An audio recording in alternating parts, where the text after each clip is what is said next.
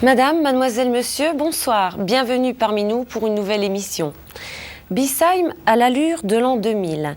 Les Bissémois étaient conviés à une soirée concernant le raccordement de la commune au réseau de gaz de ville.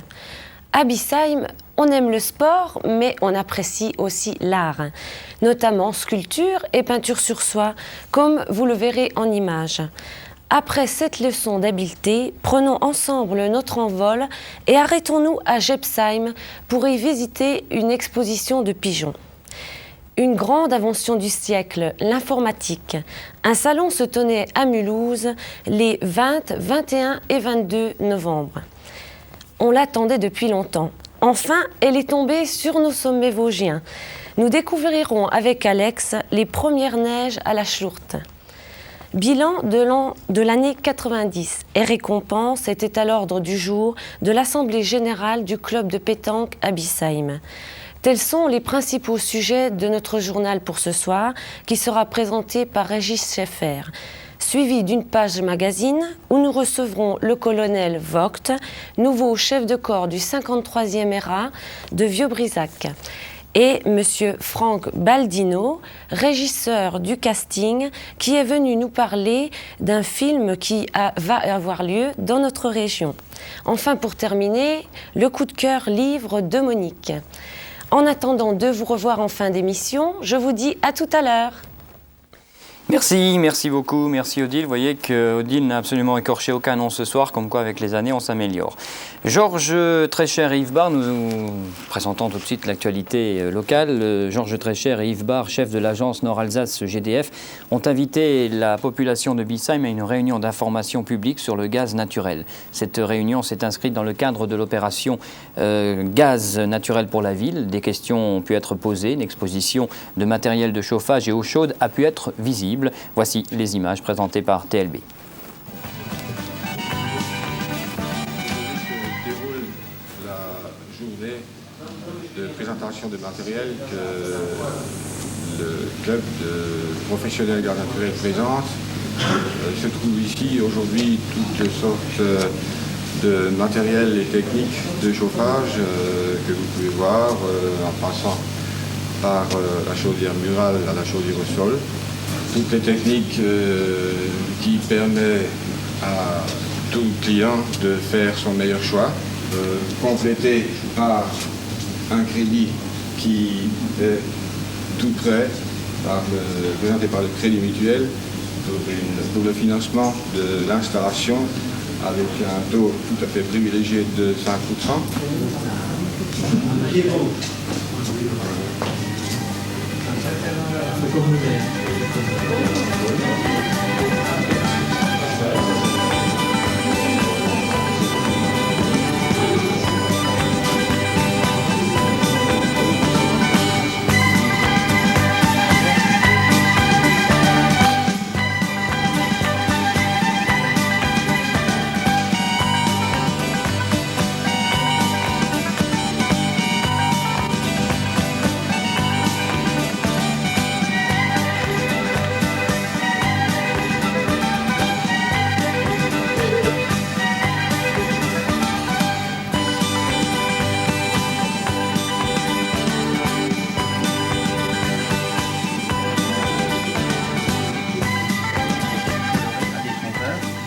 Ce câblage passe par des goulottes de chaque côté de la chaudière et s'enfiche sur le tableau.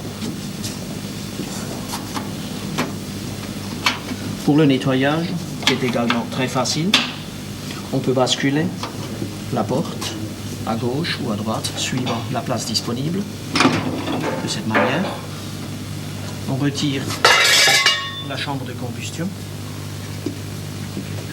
On enlève les freins de fumée. Une remarque également, la chaudière qui est coulée d'une seule pièce est coulée dans du sable, avec des noyaux de sable. La charge du foyer est répartie uniformément sur toute la périphérie, du fait que la flamme remonte de chaque côté.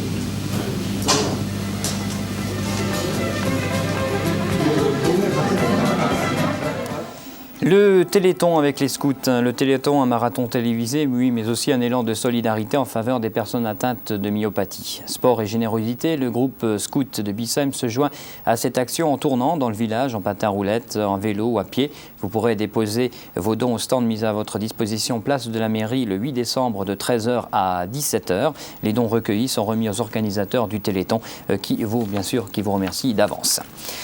Rappelons qu'un stage de monteur projectionniste aura lieu à la salle des fêtes de Bissheim le 1er décembre. Les personnes intéressées sont invitées à se présenter à 14h en régie à la salle des fêtes. Et puis, la prochaine consultation pour nourrissons à Bissheim aura lieu le lundi 3 décembre à 14h. C'est au centre de soins infirmiers, place de l'Église. Une opération bougie de Noël, comme en 1989, la commune de Bissheim a décidé de s'associer à l'opération nationale bougie de Noël, organisée par l'Association nationale pour l'avenir des enfants polyhandicapés, dont le siège se trouve à Tonneins, dans le Lot-et-Garonne. Cette opération est soutenue par de nombreuses personnalités, dont Madame Danielle Mitterrand.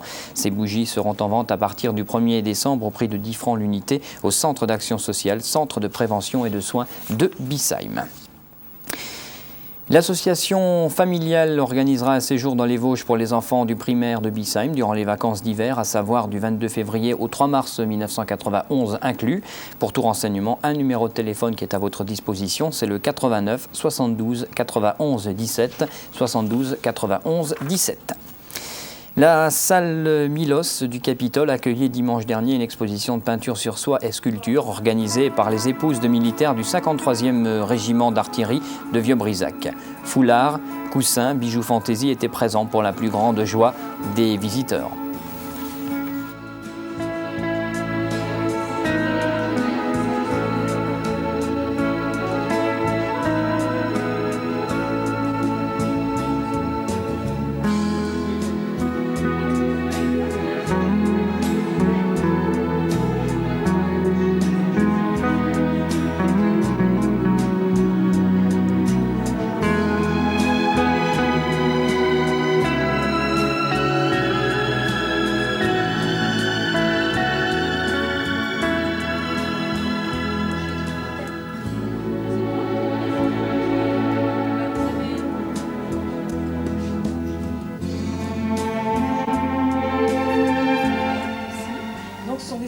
Faites en argile. Le travail nous demande à peu près 3 mois parce que nous nous réunissons une après-midi par semaine. Après, donc, il y a tout un travail de séchage et de cuisson. Il faut savoir que pour la cuisson, il nous faut des fours relativement adaptés. Donc on ne peut pas cuire avec l'électricité ou le gaz parce qu'on a des catastrophes, tout claque. Donc il existe, en France, il n'existe plus que 2 fours à bois, un dans le Massif central et un en Alsace à Haguenau.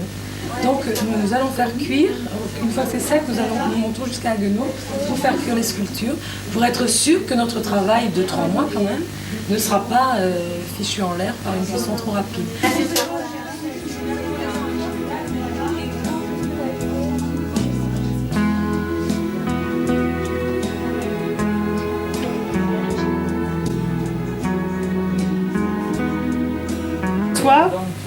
C'est ce qu'on appelle le passage de la gutta, c'est-à-dire tout ce qui est serti et qui délimite le dessin et qui empêchera la peinture de fuser totalement dans le tissu. Ça c'est le gros problème, mais le plus intéressant en fait c'est de peindre et de passer sa peinture selon ses inspirations et pas forcément copier ce qu'on voit sur les catalogues.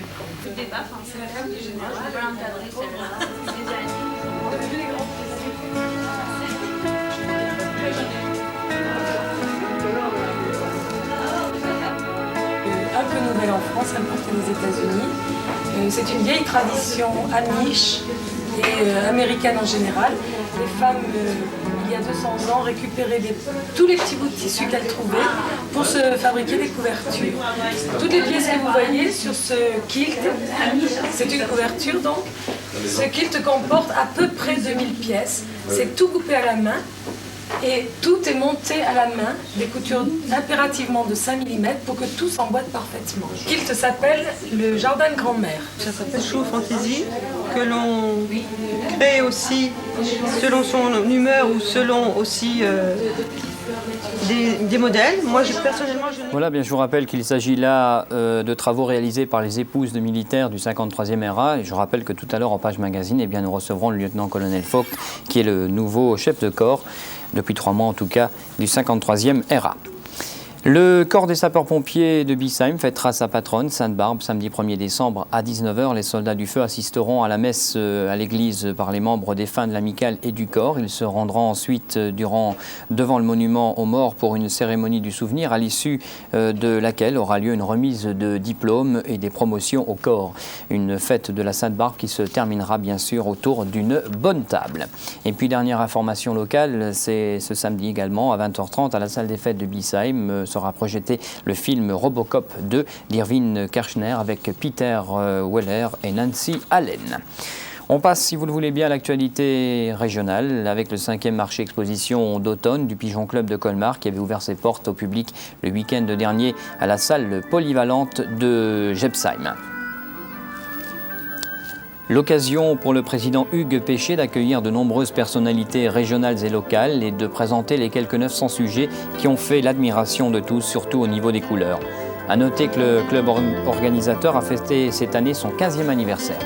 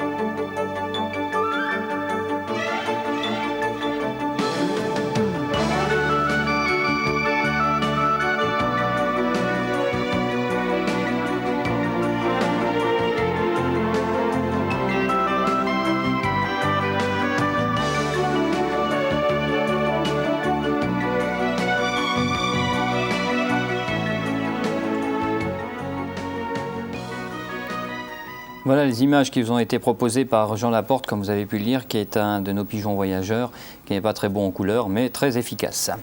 Je vous propose de poursuivre, on reste dans les animaux avec la 5e foire aux chevaux. Le syndicat d'élevage du cheval de selle et de trait de la région de Neuf-Brisach, dont M. Hubert Gutleben est le président, organise le dimanche 2 décembre sur la place d'armes de Neuf-Brisach sa 5e foire aux chevaux et poneys. Les marchands et éleveurs de chevaux de l'Est de la France seront présents à partir de 10h, présentant leurs plus beaux sujets. Notant encore que le même jour aura lieu à la salle de la mairie une exposition apicole et à la salle des fêtes, la grande exposition avicole. Une exposition régionale présentant différents matériels à usage professionnel et destinés aux particuliers, micro-ordinateurs, logiciels pour entre autres le dessin ou la gestion assistée par ordinateur, étaient visibles par un public venu nombreux, comprenant notamment des élèves de Besançon intéressés par le domaine informatique. Le salon qui s'est tenu à Mulhouse au Parc des Expositions les 20, 21 et 22 novembre se tiendra l'année prochaine à Colmar. Et en alternance, eh bien, une année ce sera à Mulhouse et l'autre année à Colmar.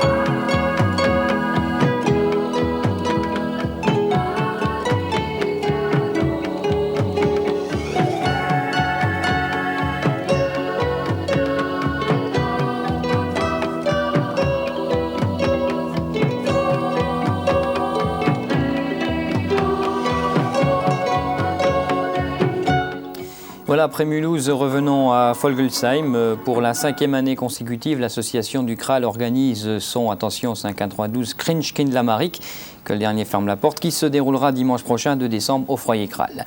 Ce marché de Noël débutera à 10h. À 11h, la messe communautaire verra la participation de la chorale de Biesheim. L'après-midi, vente et dégustation de pâtisseries, stands de livres et cassettes et animations à partir de 15h. Il y a bien sûr d'autres Christkindlamarik dans la région, à savoir notamment à Kaysersberg et également à Vieux-Brisac, de l'autre côté du Rhin. Donc vous aurez la possibilité de vous promener, puis sans oublier bien sûr celui de Colmar qui débutera du 5 au 12 décembre et qui d'ailleurs aura lieu place des Dominicains à Colmar. Je pense qu'on est prêt maintenant pour la neige. Eh bien, tombe la neige, tu ne viendras pas ce soir, disait un chanteur bien connu. Voilà, alors je disais donc tombe la neige, je vais essayer de vous le chanter. Tombe la neige, Bon, d'accord. Alors je disais donc tombe la neige, tu ne viendras pas ce soir, disait un chanteur bien connu, Salvatore Adamo, pour ne pas le citer. Enfin, pour le plus grand plaisir des professionnels de la neige qui n'ont pas été gâtés, c'est vrai, ces dernières années, mais également pour le grand plaisir des petits et des grands, les premiers flocons ont fait leur apparition. L'occasion pour TLB de vous proposer ces premières images par l'intermédiaire d'Alex Savenkopf, futur bonhomme de neige.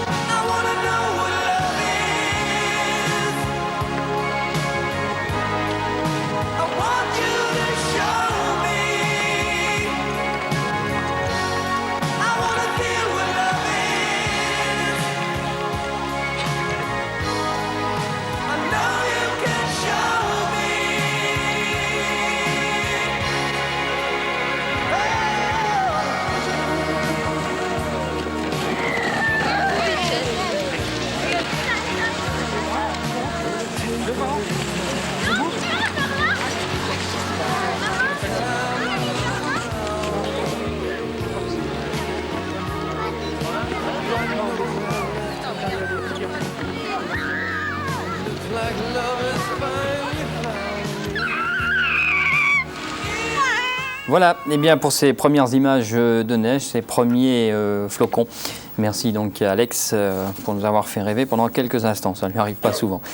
On passe à l'actualité sportive, si vous le voulez bien, avec le football tout d'abord et 2 rencontres intéressantes en ce qui concerne la deuxième division. Deuxième division où, dans un premier temps, le Racing Club de Strasbourg, qui fait une remontée exceptionnelle, se verra opposé à Valenciennes. Valenciennes, une équipe bien connue à Strasbourg, et pour cause, tout le monde se rappelle des pré-barrages de l'année dernière.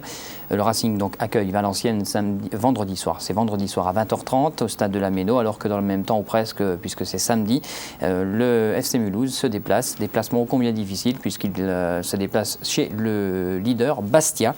Mulhouse qui est 14e et qui fait également, avec l'arrivée du nouvel entraîneur Robert de Wilder, une belle remontée dans cette division 2, groupe A. On vient plus précisément à Biesheim maintenant, si vous le voulez bien. On va rappeler que le week-end dernier, il n'y avait pas de résultat parce qu'il n'y avait pas de match pour impraticabilité des terrains. Voici donc le programme de ce samedi. Les Poussins 3 recevront Neuf-Brisac à 14h, Neuf-Brisac 2. Les Poussins 2 accueilleront l'équipe de Sundofen à 15h. Les Minimes joueront à Bissheim contre l'Aska Wittelsheim à 15h. Les cadets se déplaceront à Sundofen à 14h30. Dernier match de ce samedi est très important pour les juniors qui joueront la demi-finale de la Coupe Gambardella à Fessenheim à 14h30 contre l'équipe de l'AS Mulhouse. Et dimanche, l'équipe 1 jouera à Masevaux à 14h15 pour le compte du 5e tour de la Coupe de France. L'équipe 2 recevra à 10h celle d'Ozenbar. Et pour terminer, l'équipe 3 se déplacera à Bischwir à 10h. Voilà pour le football. On passe au volley avec là aussi un résultat, un match qui s'est déroulé dimanche 25 novembre, qui s'est joué à Morschwiller et qui a vu la victoire de Morschwiller face à Bissheim sur le score de 3-7 à 0, 15-11, 15-12 et 16-14. Et puis on passe au handball avec un certain nombre de résultats à vous communiquer. Assez long, alors allons-y. Senior masculin division 1 poule A, Bissheim Ensisheim 2 24-21. Senior masculin division 3 Bissheim 2 Wattwiller 2 14-22, senior féminine division d'honneur Bissheim Mulhouse-Rixheim 14 partout, chez les minimes féminines Bissheim Master 8 partout, Benjamin Coupe du Haut-Rhin Bissheim Colmar 4-8, Bissheim Azim Mulhouse 9-8 et Colmar Azim Mulhouse 8-7 qualifié l'équipe colmarienne. Chez les Benjamins, toujours dans le cadre d'un tournoi, mais cette fois-ci à Mulhouse, eh bien l'entente Mulhouse Bissheim 1 3-3, Tann a battu Bissheim 2 14-1 et Bissheim 1 a battu Bissheim 2 4-0. On passe au programme, si vous le voulez bien. Senior masculin division 1 poule A, Bissheim reçoit Orbourvire dimanche à 10h30. Senior masculin division 3, Bissheim Mulhouse-Rixheim 5, c'est à Bissheim également et c'est à 9h. Benjamin dans le tournoi de Mulhouse, Bissheim Mulhouse, Azim Mulhouse, FC Wittelsheim, Staffelfelden. Voilà ce que je voulais tout simplement vous dire. Si vous voulez avoir de plus amples précisions, parce que c'est assez long, la liste est assez exhaustive, eh bien un numéro de téléphone, c'est le 89 72 68 33, 89 72 68 33. De plus, si vous voulez avoir d'autres renseignements sur cette activité qu'est le handball. On passe au quai avec l'équipe de Bissheim qui a battu Staffelfelden 6.0, 1369 bois pour Bissheim, 1288 pour Staffelfelden. Turkheim a battu Bissheim 2 6.0, 1334 bois pour Turkheim, 1167 pour Bissheim. Les prochaines rencontres le 8 décembre prochain, Espoir Colmar Bissheim 1 et Bissheim 2 qui accueillent les Sporting Colmar 2. L'Assemblée générale du club de pétanque de Bissheim a eu lieu samedi dernier au FAC, l'occasion de présenter le bilan et les activités de l'année écoulée, mais l'occasion également de rappeler les principaux résultats.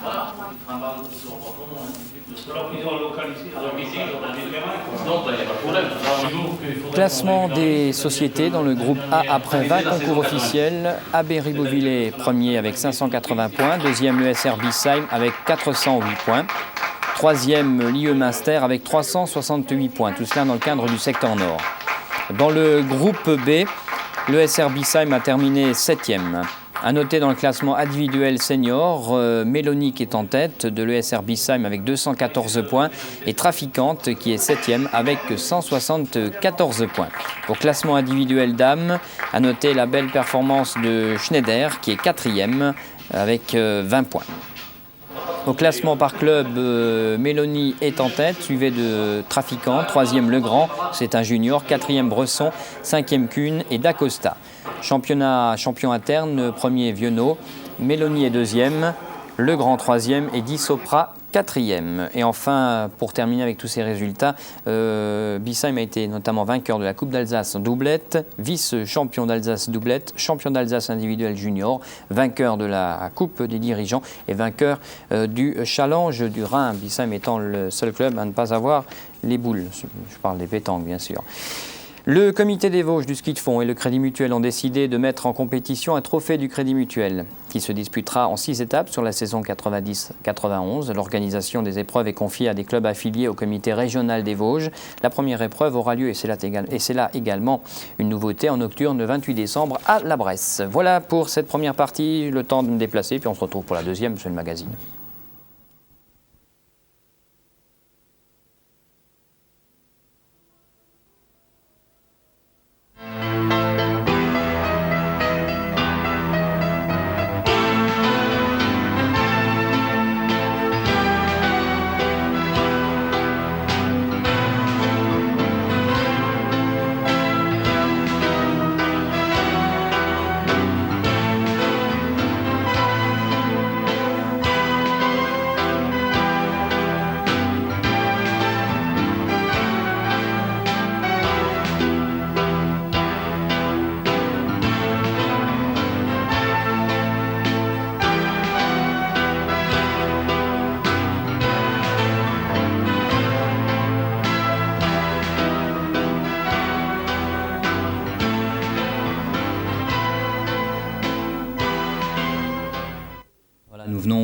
merci d'être encore avec nous pour cette émission que nous avons le plaisir de vous présenter tous les mercredis. Et on venait juste, à travers ce jingle, le magazine, revoir votre prédécesseur, puisqu'on va parler maintenant du 53e RA avec le nouveau chef de corps qu'il a depuis 3 mois. C'est le lieutenant-colonel Faux, que je suis très heureux d'accueillir. Bonsoir. Bonsoir. Alors, si vous le voulez bien, on va entrer tout de suite dans le vif du sujet en vous demandant comment vous vous trouvez à Vieux-Brizac. Je me trouve très bien à Vieux-Brizac. D'abord, c'est une garnison que j'avais demandée. Et donc, j'ai eu la chance de voir mon vœu réalisé. C'était déjà une bonne chose. Et je suis content parce que je suis tombé dans une excellente ambiance avec un très bon régiment. Et puis des découvertes comme ma présence ici ce soir, puisque je découvre un régiment jumelé, enfin pas le régiment lui-même, une batterie du régiment jumelée avec un village d'Alsace. C'est la première fois que je voyais ça. Oui, tout à fait. Alors, quelles sont les motivations pour demander une telle mutation, pour vouloir venir à Vieux-Brizac ? Pour demander à venir à Vieux-Brizac, il y a plusieurs types de motivations. La première motivation, c'est d'essayer, lorsqu'on est futur chef de corps, de choisir un régiment qui a une bonne renommée et d'essayer de l'obtenir. Alors, le 53e RA est un des régiments de France qui a la meilleure renommée, parmi les meilleures renommées. Ça, c'est la première chose.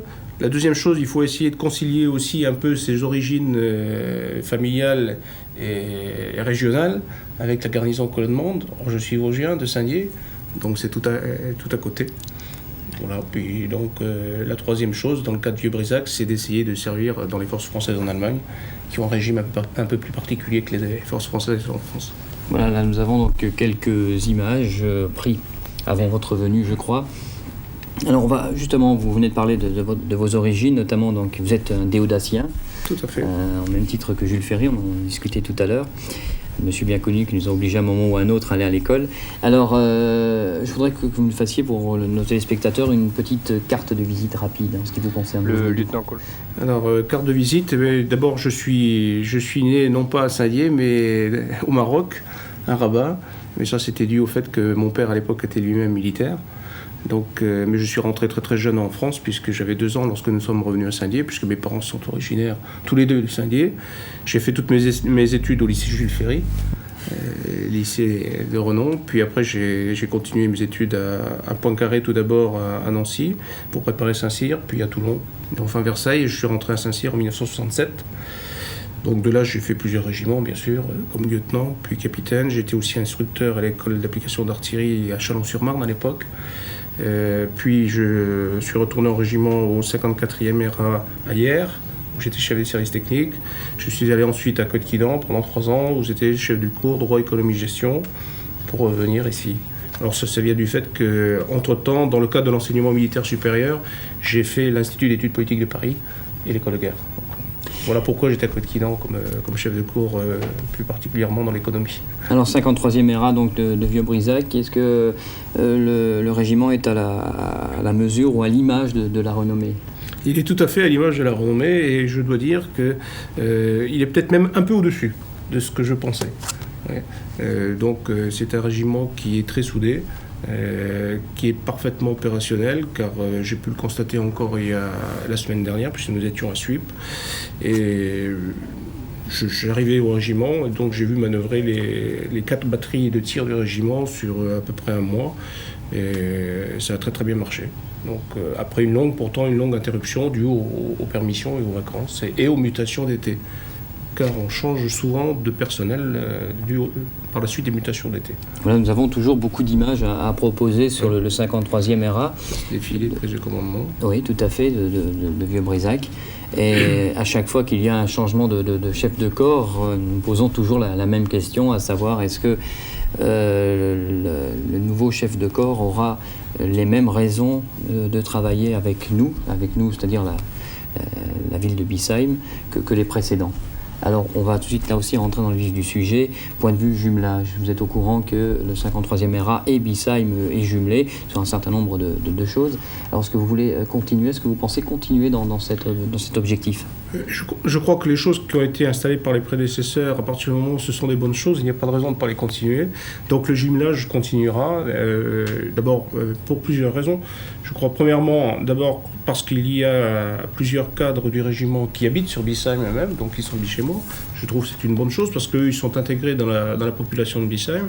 Donc le jumelage de la batterie de commandement de service permet de solidifier ces relations.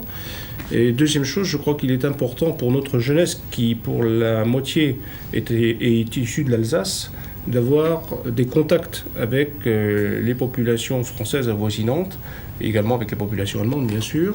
Mais la défense de la France passe également par le service national, et elle est aussi l'affaire de tous ceux qui ne font pas le service national ou qui ne sont pas de l'armée d'active, c'est-à-dire toute la population. Et je crois que c'est une bonne chose d'avoir une batterie jumelée avec un village alsacien qui permet de rentrer en contact de façon très poussée, très pointue avec la population. Voilà, est-ce que c'est particulier, vous qui avez déjà voyagé, est-ce que c'est particulier à Bissheim au 53e RA, ou c'est également une possibilité que vous avez déjà rencontrée dans d'autres régiments? Je n'avais pas rencontré cette possibilité dans d'autres régiments. Il existe certains régiments qui sont jumelés avec des villes, mais en général c'est souvent parce que le régiment a stationné dans cette ville et puis il a organisé un jumelage alors qu'il a quitté cette garnison depuis de longue date déjà. Dans ce contexte-là, je ne l'avais jamais rencontré. Donc c'est une nouveauté. C'est une nouveauté complète. C'est une nouveauté complète. Il faut dire que dans le nord-est de la France, l'armée française est très très bien accueillie. Je l'avais constaté déjà dans d'autres garnisons avant. C'est un peu plus dur dans d'autres régions de France, et particulièrement dans le sud-est que j'ai fréquenté aussi, où on a plus de mal à s'intégrer à la population. On y arrive, mais il faut plus de temps. Plus de temps, donc on va parler un petit peu de l'avenir. Il est vrai que vous avez dit tout à l'heure, il est sûr que vos prédécesseurs ont une très très bonne idée de jumeler le 53e RA avec, avec Bissheim. Est-ce que vous avez des idées nouvelles? Comment vous voyez l'avenir? Pour l'instant, je vous dirais que je n'ai pas trop d'idées nouvelles, dans le sens où j'ai pris un train qui marchait bien, et qu'une vie de chef de corps, je m'en suis aperçu dans les 3 mois qui viennent de s'écouler, est très intense, et on n'a pas beaucoup de temps, surtout au début je crois, pour réfléchir, parce qu'on doit voir beaucoup de choses. À la fois prendre en compte tout le régiment, prendre contact avec toutes les municipalités avoisinantes, beaucoup de choses à voir, mais je crois qu'il y a encore d'autres axes certainement de recherche en plus de ce qui se fait. C'était pas tout à fait prévu, je vous prends peut-être un petit peu à dépourvu. On entend beaucoup parler de grève en ce moment en ce qui concerne l'Allemagne et la FFA. Est-ce que vous avez une petite idée sur la question? Comment vous voyez les choses rapidement pour peut-être un petit peu familiariser le problème? Absolument. En ce qui concerne l'Allemagne et les FFA, le problème qui existe, et je crois que tout le monde en a parlé, c'est qu'effectivement, il y a les personnels civils étrangers qui sont employés donc par les forces françaises en Allemagne, qui sont dans une série de grèves, qui ont fait grève hier. D'ailleurs, il y en avait hier devant le quartier qui manifestaient. Il y en a plusieurs qui sont allés manifester à Baden-Baden, je crois que c'est écrit dans les journaux. Bon, ils veulent, je crois, des assurances face à leur avenir. Qui va être un peu effectivement victime du rapatriement de la majorité des forces. Voilà, on peut malheureusement pas s'étendre sur ce sujet. Bien sûr, on n'est pas là pour parler de ça, on était là pour parler jumelage, et on en a bien parlé, je crois. Je vous remercie, merci d'être venu. Merci. Vous savez que la porte vous est ouverte, dès que vous voyez la lumière, vous venez nous voir. Pas de problème. Merci beaucoup, lieutenant-colonel. Très bien, on poursuit avec un autre invité, en la personne de Franck Baldino. On change complètement de sujet. Franck Baldino qui, lui, est régisseur casting. Alors, dans un premier temps, il va nous expliquer ce que c'est qu'un régisseur casting. Bonsoir, tout d'abord. Bonsoir. Je vous remercie de m'avoir invité. Expliquer mon travail, c'est à la fois simple et compliqué. Je suis payé par une maison de production pour recruter à mon échelon de la figuration et des petits rôles pour un film. Voilà. Tout simplement. Ah oui, tout simplement. C'est un métier qui, bien sûr, vous passionne, sinon vous ne le ferez pas. Passionnant. D'abord parce qu'il faut un contact avec les gens, il faut choisir. En ce qui concerne la figuration, on nous laisse le choix. En ce qui concerne les petits rôles, nous avons un rôle de sélection. Et après, le metteur en scène, qui a toujours le dernier mot, choisit à son échelon. Alors, vous êtes là, pas spécialement pour venir voir nos belles installations, mais vous êtes là simplement pour recruter du monde qui va participer à un film. Alors, quel est ce film? Oui, je ne suis pas là simplement pour vos installations, mais simplement vos installations, ça valait déjà le déplacement. Alors, le film. Merci. Ah oui, c'est formidable. Le film s'appelle L'Héroïne. Il est de Gabriel Axel, d'après une nouvelle de Karen Blixen. Il va se dérouler en Alsace pendant 6 semaines, 7 semaines presque, du 10 décembre au 16 janvier. Donc un énorme film où il va y avoir beaucoup de figurations.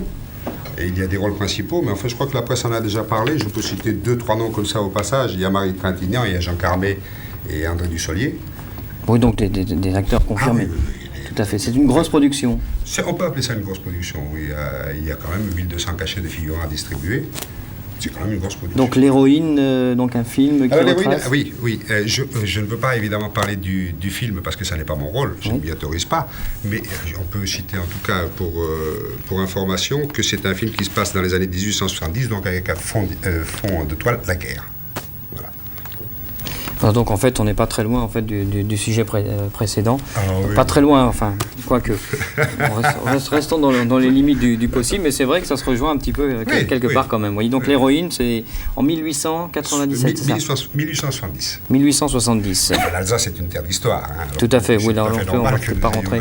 Oui. Tout à fait, on ne va pas rentrer dans le sujet, mais simplement, moi, ce que j'aimerais, c'est qu'il y a il y a des gens qui, nous regardent ce soir et sont peut-être intéressés par un rôle, un petit rôle ou un rôle de figuration. Alors, ça consiste en quoi, les petits rôles? Quelle est la différence, rôle, petit, grand, enfin, petit rôle et figuration? Alors, si ces gens-là sont intéressés, ils m'intéressent. La figuration, ce sont surtout les mouvements de foule. Et le petit rôle se distingue par une action particulière d'un personnage et aussi par des paroles qui sont dites, des phrases. Donc on a quand même des paroles en allemand à dire. Bon, j'ai 7 petits rôles, 7 ou 8, il y en a, petits rôles à distribuer. Je peux d'ailleurs vous en citer un ou deux parce que ce sont des choses qui sont intéressantes à faire. Hein. Le premier petit rôle que j'ai à distribuer, c'est la petite sœur du soldat. Ah, ça, c'est pas pour moi. La petite sœur du soldat, je ne peux pas faire ça. Oui. Non, ça le va. grand frère, non? Peut-être le grand frère, mais pas la petite sœur. Je vois bien en sentinelle française, par exemple. Ah, bah oui, ça, je me verrai bien aussi. On en parlera après, si vous voulez bien. Oui, bien sûr. Tout à fait. Bon, il y a un organiste d'église, il y a un soldat allemand en faction devant une mairie. Mais ce sont des choses qui sont assez distinguées hein, dans le scénario, c'est très précis. Et évidemment, je serais heureux d'accueillir les gens si toutefois ça les intéressait. Il y a un soldat allemand dans une ferme. Il va y avoir une chorale, mais ça, la chorale, quand même, Et puis alors, ce qu'il y a d'extraordinaire dans ce film-là, c'est que tout va être pris en direct. Tous les sons sont en direct. Ah oui, il n'y aura pas de playback, c'est tous les sons en direct, c'est-à-dire que les petits-enfants qui chanteront, parce qu'il y a des petits-enfants, j'ai besoin d'enfants aussi, de petits garçons et de petites filles, tous les sons seront pris en direct, il n'y aura pas de playback. Alors, je sens là les téléspectateurs qui nous regardent, je les sens intéressés. Je vois bien d'ailleurs Alex jouer le rôle de la grosse Bertha. Je ne sais pas si ça existait d'ailleurs en ce temps-là. La grosse Bertha étant un canon. Hein. Je précise, c'est un canon. Donc on va peut-être simplement, parce que je les sens bien intéressés, on va parler... oui, c'est Jean Lassiestou, bien sûr, c'est tout à fait normal. Donc on va parler un petit peu de où peut-on se renseigner, où peut-on téléphoner si on est intéressé par l'un de ces rôles. En ce qui me concerne, je suis à l'hôtel. Je peux citer le nom. Oui, mais bien sûr, tout à fait. Sur votre antenne. Il faut faire le check après, c'est pas problématique. Je vous demanderai à l'hôtel Arcade. Alors, je suis à l'hôtel Arcade à Colmar. Et puis, si par votre canal, évidemment, ça peut passer, je veux bien reprendre contact avec vous. Oui. Alors, simplement, il faut toujours prévoir dans la prise de contact une photo. Une photo. Ah oui, une photo. Oui. Ça... Une photo. Oui, donc là, Jean-Luc n'a pas vraiment de chance. On pourrait s'arrêter avant la photo, mais là, décidément, c'est pas pour lui. Enfin, je vous remercie quand même d'être venu. On vous a intégré rapidement parce que j'avais envie qu'on parle un petit peu de ce film, de cette grande production. Je tiendrai les téléspectateurs de BSIME au courant de l'évolution. Et puis, je vous souhaite bonne chance et merci encore de votre visite. C'est très sympathique. Très bien. Tout de suite, si vous le voulez bien, on poursuit ce magazine avec cette fois-ci un coup de cœur, plusieurs coups de cœur avec Monique. Monique qui va nous parler livre. Monique, c'est à toi. Mesdames, Mesdemoiselles, Messieurs et chers enfants aussi, bonsoir. Voici les fêtes de fin d'année qui approchent et avec elles, bon nombre de très beaux livres ou nouvelles rééditions viennent de faire leur apparition. Ces livres peuvent être de magnifiques idées de cadeaux et je vais vous les faire découvrir dans quelques instants. Tout d'abord, de charmants et magnifiques livres pour les enfants. En premier, Pipioli, la terreur, de Philippe Corentin, aux éditions L'École des loisirs. Alors je parle aussi aux parents en même temps. Vous aurez plaisir à lire à vos enfants et grands-parents à vos petits-enfants ce livre plein d'humour qui raconte les aventures de la petite souris Pipioli qui n'a peur de rien. Ce livre est largement illustré donc à l'intérieur et pour les tout petits qui ne savent pas lire, ils auront tout le loisir de découvrir ces beaux dessins remplis de détails pittoresques. Nous passons maintenant, et c'est de circonstance, à l'histoire de Saint-Nicolas et du père Fouettard. Le texte est de Sylvain Thomassin. Les illustrations sont de Dominique Debert aux éditions du Chat Sauvage. C'est dommage qu'on ne puisse pas avoir de plan un petit peu plus serré sur ce livre. Sur les suivants aussi, si c'est possible. Alors voici Saint-Nicolas, c'est bientôt. Et tous les petits-enfants, les sages et les moins sages, le savent. Mais quelle est l'histoire de Saint-Nicolas? Vous la découvrirez dans ce livre magnifiquement illustré, en suivant les aventures en pays lorrain, n'oublions pas, Saint-Nicolas et Lorrain, de 3 petits-enfants. Donc voici la couverture de ce livre. À l'intérieur, je vais vous montrer, il y a de très belles illustrations également. Donc par exemple, vous avez ici, je vais laisser le temps à notre ami de cadrer. Vous pourrez même, si vous savez jouer au piano, donc il y a une petite chanson. C'est pas difficile, c'est sur l'air de la mère Michel. Grand Saint-Nicolas, patron des écoliers, apporte-moi des pommes dans mon petit panier. Non, je ne vais pas vous chanter toute la chanson, les enfants. C'est à vous de la chanter, c'est vous qui voulez être gâtés par Saint-Nicolas. Donc, vous pourrez reprendre tout ceci dans ce beau livre. Et quelque chose de très intéressant qui est à la fin du livre, ce sont les questions à Saint-Nicolas. Donc des questions comme qui es-tu, où es-tu fêté en Europe, qui est le père Fouettard, ça c'est peut-être intéressant à savoir aussi, et bien d'autres questions avec les réponses bien sûr. Et je suis sûre, mais absolument sûre, que vos parents apprendront bien des choses aussi en lisant ce livre. Voilà, maintenant je passe à un livre pour les plus grands. Alors j'ai une petite devinette d'abord. Si je vous dis « j'ai 8 pattes poilues », je n'ai pas d'os, j'ai des yeux derrière la tête, je marche au plafond, personne ne m'aime, il faut que je file. Qui suis-je? Eh bien voilà, qui suis-je? Une araignée. Une araignée dans la collection Les Chemins de la Découverte chez Gallimard. Vous découvrirez qu'il y a environ 30 000 espèces d'araignées et que la plupart ne font pas de mal.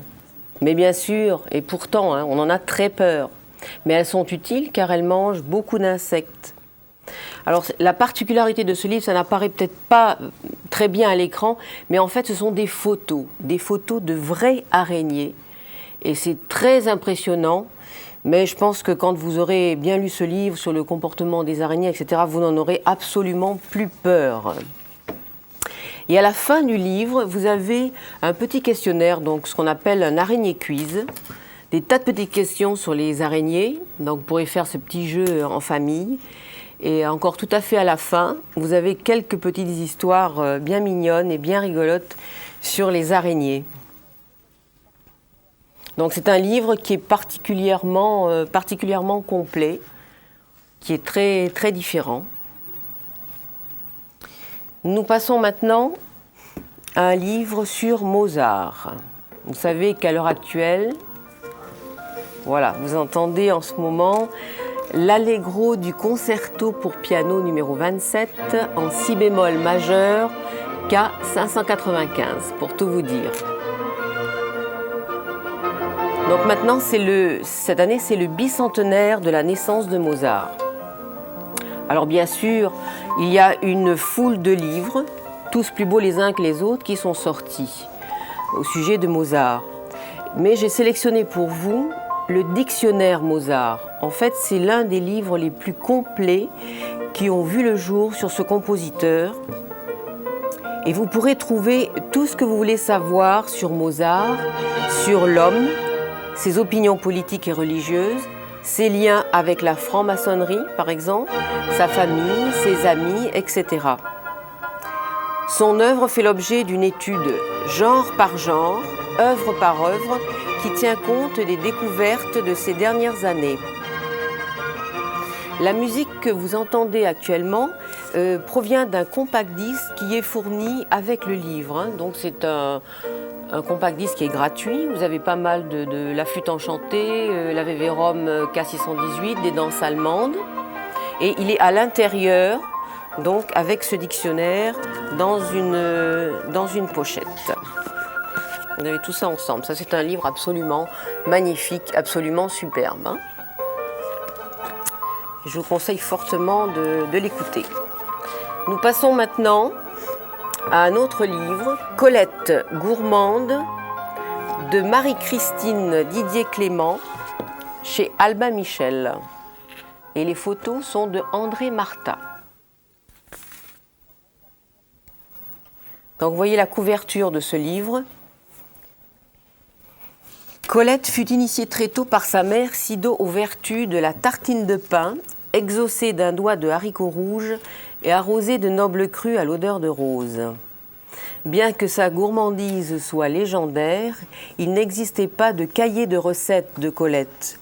Mais les auteurs ont fait le pari de créer à partir de ses écrits romanesques, journalistiques ou intimes, qui font une large place à la nourriture.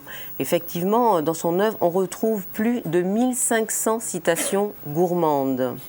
Donc vous voyez une illustration à l'heure actuelle de la tarte à la citrouille. Donc c'est un livre qui est également magnifiquement illustré.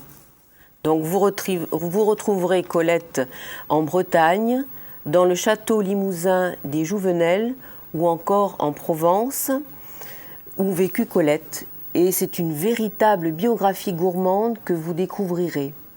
Là, en regard de cette magnifique photo, vous avez par exemple les cœurs à la crème de nounoun. Et enfin, vous avez l'illustration des pickles de Belgazou, Belgazou étant la fille de Colette. Hein.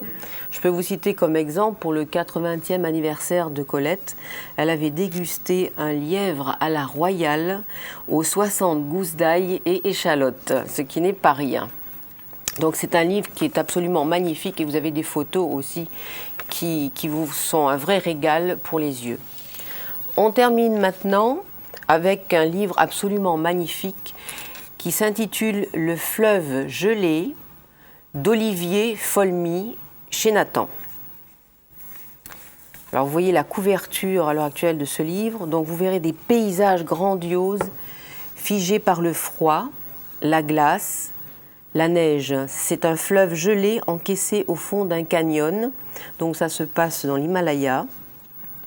Et Daniel et Olivier Folmy se sont liés d'amitié avec un couple de paysans du Zanskar qui veulent mettre leur fils à l'école. Mais celle-ci est à 150 km de leur habitation. Vous voyez un des enfants d'ailleurs à l'heure actuelle.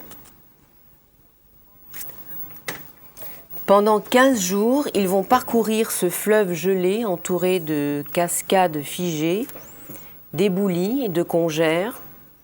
C'est le récit de leur aventure, de leur complicité pendant cet étonnant voyage qui nous est conté ici. Je ne sais pas si on peut passer encore une ou deux images de fleuves ou de cascades de ce livre. Parce que vous verrez, c'est absolument fantastique. Bon, c'est un fait certain qu'à la caméra, ça ne donne pas aussi bien que la réalité. Hein. Mais je pense que si vous prenez ce livre entre les mains, vous serez vraiment contemplatif. Il y a des paysages absolument extraordinaires. Et vous aurez tout le temps de les contempler. C'est ça l'avantage avec un livre par rapport à la télévision ou à un film qui passe. Hein. Eh bien voilà, notre sélection de livres est terminée. Je voulais vous donner une petite indication de prix. Pour les 3 derniers livres que vous avez vus, ils tournent aux environs de 300-400 francs. Bon, ce sont des livres particulièrement importants qui ont demandé des recherches où il y a beaucoup d'images.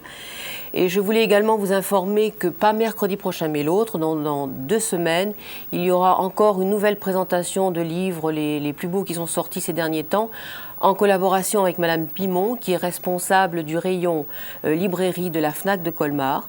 Donc je vous donne rendez-vous dans 2 semaines. Maintenant, je repasse la parole à Régis et je vous dis bonsoir. Voilà, bien. Simplement, je crois que ce soir, ça a été une émission rondement menée et je voulais encore une fois remercier mes invités dans un premier temps.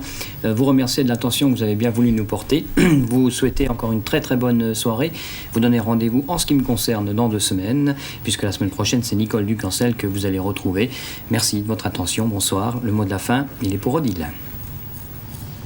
Pour ceux qui n'ont pas vu l'intégralité de ce journal, je vous rappelle qu'une rediffusion vous sera proposée samedi prochain. Et nous vous souhaitons également une excellente soirée et quittons-nous, si vous le voulez bien, sur quelques images de neige. Bonsoir.